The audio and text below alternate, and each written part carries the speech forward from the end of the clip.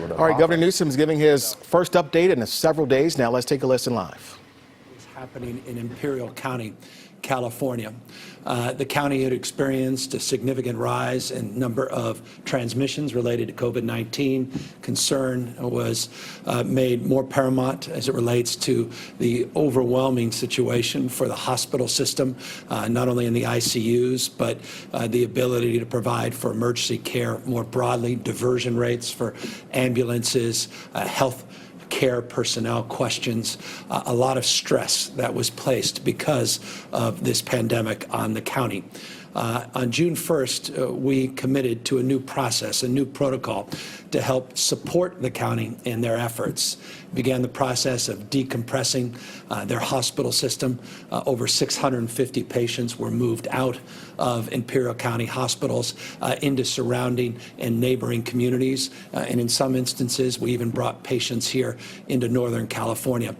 We approached our strategy in the county more as a strike team, more as a unified command approach, something you would see more traditionally as it relates to how we organize and construct our approach to dealing with other emergencies like wildfires and the like. That process took shape again in the beginning of June, at a time when we had transmission rates, positivity rates north of 30% in Imperial County. In fact, it peaked at 30.3%. You can see on this graph the number of cases reflected in Imperial County in the blue line, substantially outpacing the number of cases in the rest of the state. This graph certainly presents itself as a spike in cases in Imperial County. It required a new approach, new strategies, and new accountability structures, and that's exactly what took place. The model now, as we're referring to it, the Imperial model, was all about providing supports, building capacity at the local level, filling in gaps, meeting needs both on personal protective gear, not just personnel, meeting the needs of the hospital system, providing additional supports, new strategies and prevention from PSA campaigns, culturally competent messages that were delivered to individuals as well as businesses and more broadly the community at large. In addition to sectoral closures that we made abundantly clear as it relates to moving forward to address the concerns that were flaring up in certain sectors of the economy in the Valley. You can see on this slide the number of cases as they began to spike.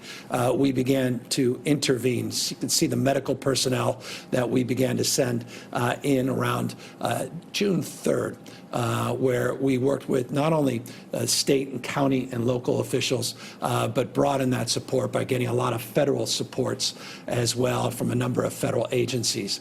You can see after those interventions were put into place, again, beginning with the decompression of the hospital system as a foundational principle, more targeted supports, and some additional sectoral changes as it relates to returning to a stay-at-home order. You could see that line spiked and substantially began its decline. 30.3%, yesterday's positivity rate, still high, but at 11.2%. A successful approach, one that requires constant vigilance, one that we're continuing to engage in, but one that long-windedly has now become a model in terms of our approach, the Imperial approach, in other parts of the state.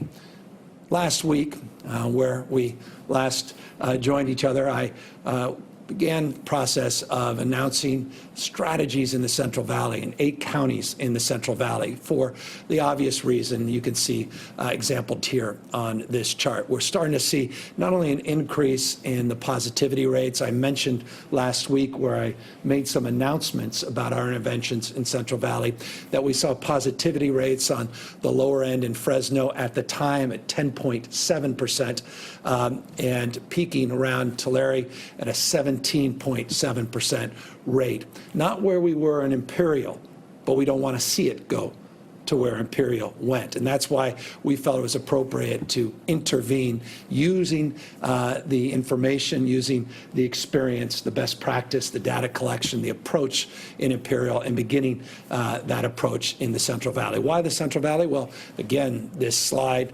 underscores the concerns. Hospitalization and ICU rates increased, not just positivity rates in the Valley, outpacing the rest of California.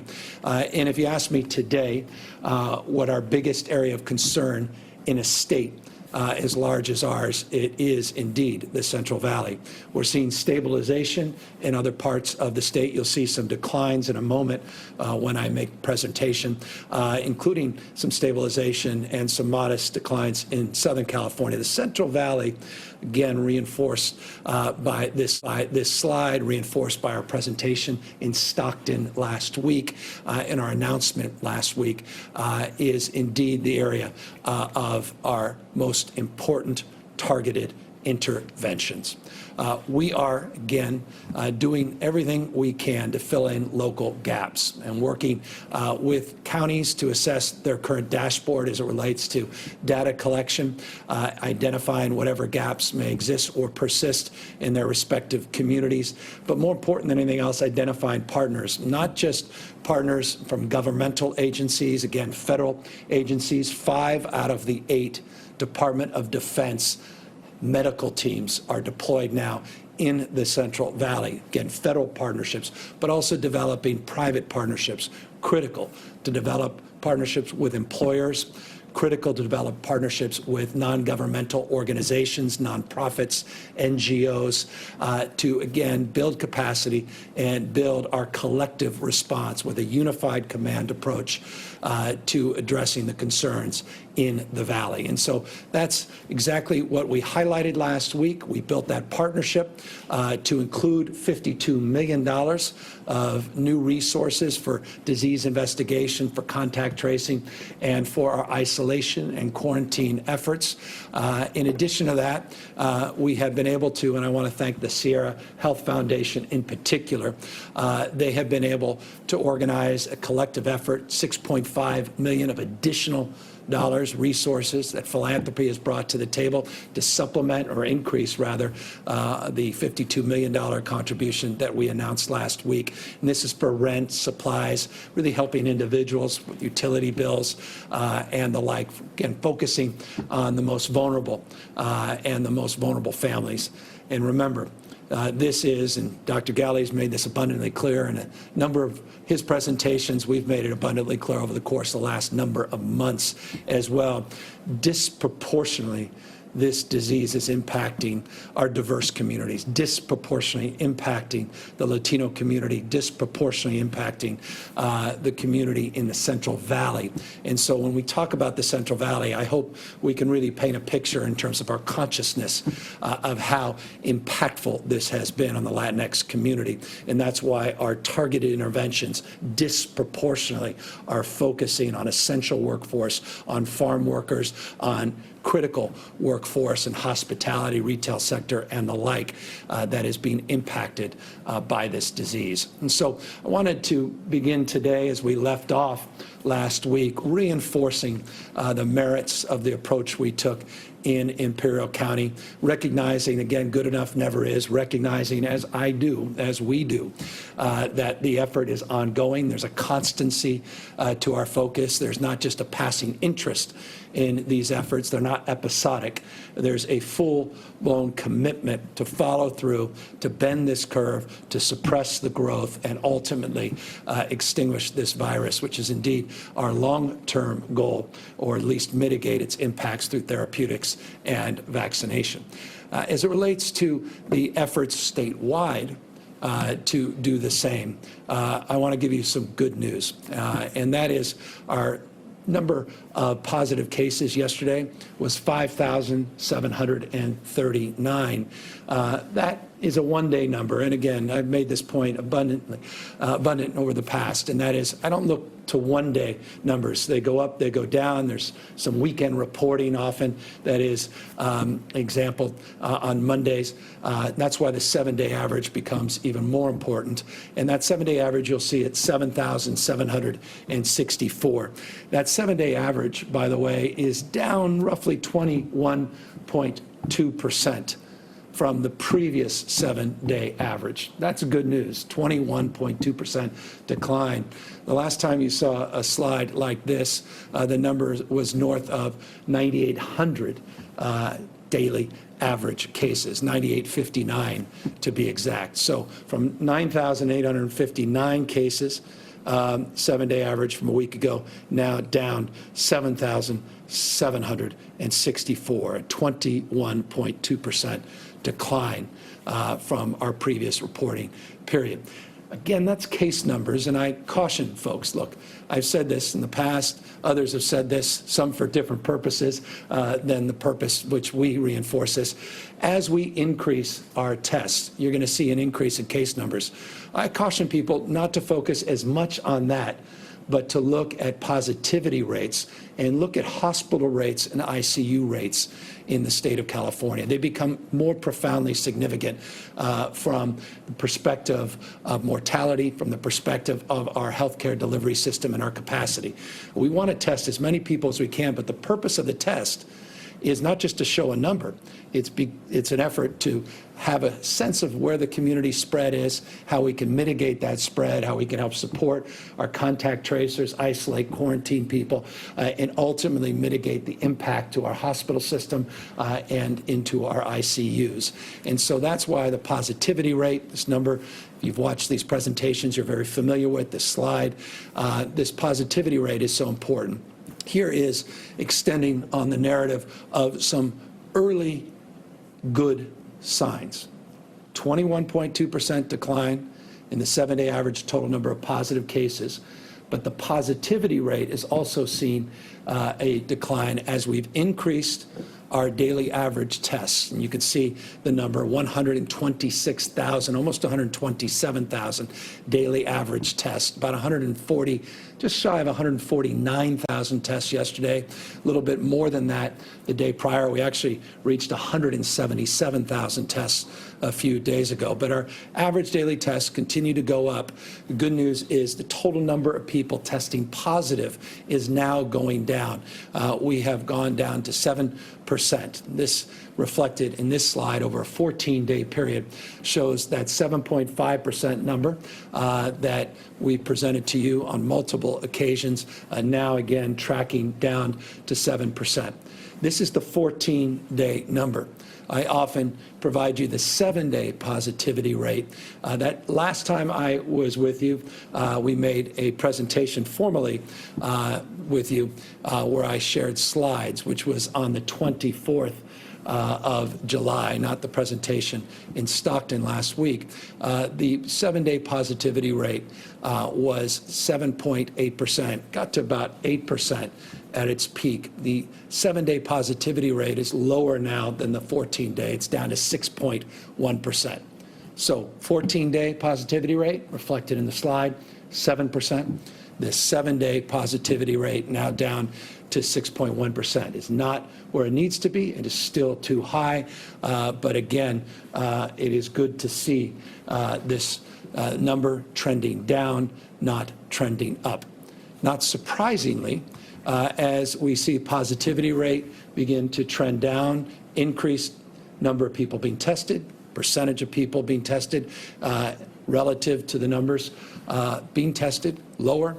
We're now, not surprisingly, seeing hospitalizations go down modestly. 10% decrease in the total number of positive cases in our hospitals over a 14-day period. 10% decrease. The last time I shared slides with you, we had seen a 9% increase. Remember, it was as much as 50% a few weeks back over a 14-day period. So 50%, 50% growth. Now we're seeing 10% decline last slide set we shared with you over a week ago showed a 9% increase. So again, a decline in total hospitalizations. Not surprisingly, you'll see the healthcare system capacity with total number of patients declining. It's just shy of 9% of our total capacity. It's holding relatively steady, not increasing, as you've seen in some previous slides. Hospitalizations go down. We're encouraged to see ICU admissions also trending down. Last slide deck we provided, 11% increase in ICU admissions. You'll see reflected in this slide, 5% decrease in ICU admissions. So again, these are statewide numbers. It does not reflect the reality in the Central Valley. It doesn't necessarily reflect the reality where you're living in a particular county, a particular part of the state, but the overall trend, both, again, positivity rates, hospitalizations, now ICUs, is showing a decrease from where we were over a week ago. Encouraging signs, but 1 week does not make a kind of trend that gives us confidence to generate headlines. We are looking forward to that, and we'll need to see another few weeks of this kind of data to come in to feel more confident about where we are as a state. The good news is we do feel confident in our critical care capacity. The ICU numbers declining, the total number of ICU patients reflected here in this graph to our capacity dropped modestly from 23% to 9%. Hospitalizations about 9%, but did not decline, still within a percentage point here. We were able to see modest decline over the last reporting period when we presented this slide deck. 38 counties are now on our monitoring list. You'll recall 37 counties when we announced that Santa Clara County was added to our list when we were in Stockton last week. Now 38 counties. This includes San Mateo County on the list. 58 counties in the state of California, though, again, these 38 counties represent the vast majority of the population in the state, and this county monitoring list is profoundly important to all of you that live in those counties as it relates to the sectoral guidelines we put out, more restrictive in these counties than in other counties, and certainly more restrictive as it relates to reopening our schools. Goal ultimately is to get off this list for 2 weeks, and that gives us some confidence based on CDC guidelines, our own experience here in the state of California, to consider making modifications, and certainly along the guidelines that we put out as relates to our public education system and private school system as well. That 14-day period is foundational in terms of any subsequent modifications to distance learning, which is foundationally required in these 38 counties.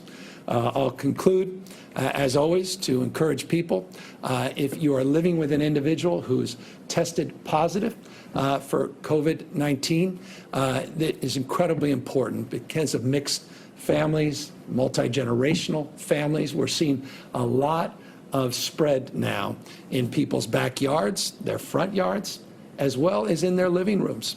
And that's why we thought it important to reinforce, remind people of the importance, if you are living with someone who's tested positive or has come into contact with someone who's tested positive, please stay at home. Don't share items. Do the kind of disinfecting that is foundational in terms of mitigating the spread of this disease. We'll continue to highlight this area of focus as it continues to be one of the more challenging and vexing areas in terms of mitigating the spread of the coronavirus. Accordingly, we remind you, as always, the most important non-pharmaceutical intervention you can make is wearing these masks. Again, doing everything in your power to physically distance yourself from people that are not part of that cohort in your household.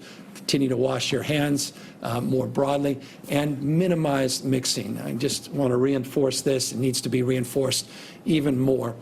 Minimize mixing to the extent possible. Again, that mixing could occur in your backyard, your front yard, but also, again, in your living room, when you bring people outside your immediate household over, extended family members, or just generationally, you are connecting with loved ones and mixing in a way that can increase the likelihood of the spread of the virus. And so that's the update for the day. I want to just make one final point of reference, and it's an important one, and that is total number of deaths in this state has increased over the course of the last few weeks.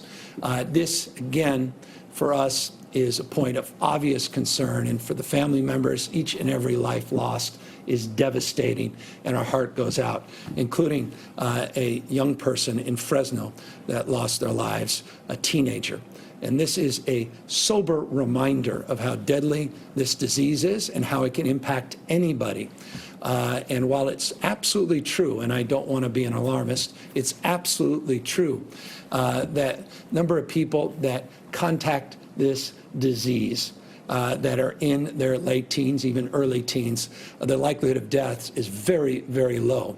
The reality is we tragically lost a teenager to this virus, and it's just a reminder, a sober reminder of how powerful and impactful and deadly this disease remains to be, and how important it is to do the kind of work we all must do as a society, as a community, and as individuals to do what we can to mitigate that spread, to wear those masks, to physically distance, to avoid the kind of mixing large crowds and outside your immediate household as much as you possibly can. 32 additional lives were lost in our last reporting period yesterday, but I want to just caution you, 32 is a lower number than you've seen in the past. The average number's now well north of 100, and with the increase we've experienced over the last few weeks, the lagging indicator always in terms of the deaths, this number is reflected as a lagging indicator, meaning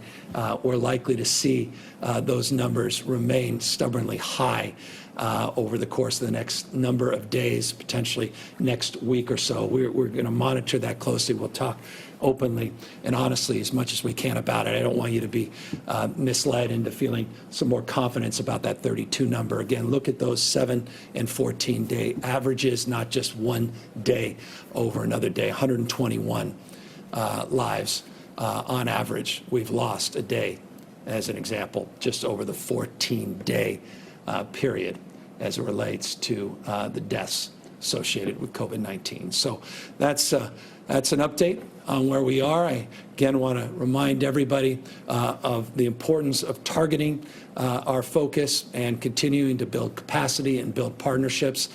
We continue to do that county by county, health director by health director, and business by business. And I would be remiss, I'll just close on this. I want to thank the business community.